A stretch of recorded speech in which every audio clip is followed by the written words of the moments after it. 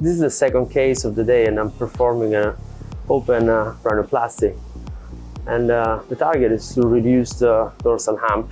This procedure can be performed with either an open or a closed approach. And today I decided to use the open one simply because we're talking about a very thick and solid bony and cartilaginous structure that I have to deal with.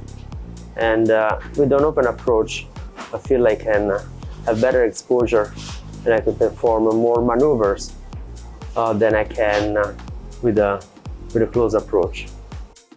Certainly, one of the essential points in all cases is to understand if there is any need for a septoplasty as well, meaning if there is any deviation of the nose. For example, in this case, I did notice that there is a deviation, but it's not something the patient is bothered with. We'll go ahead just with the rhinoplasty. The consultation process is always essential when planning any surgical procedure, but in particular facial plastic surgery, because the choices are, the options are so many.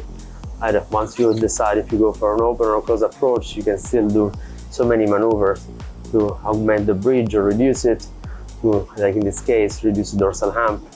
And you can also make the bridge narrower from side to side.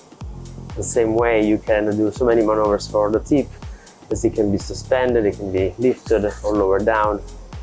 And the open approach again gives you the chance to be far more accurate in the diagnosis because you have direct visualization, but also in placing sutures or cartilage grafts.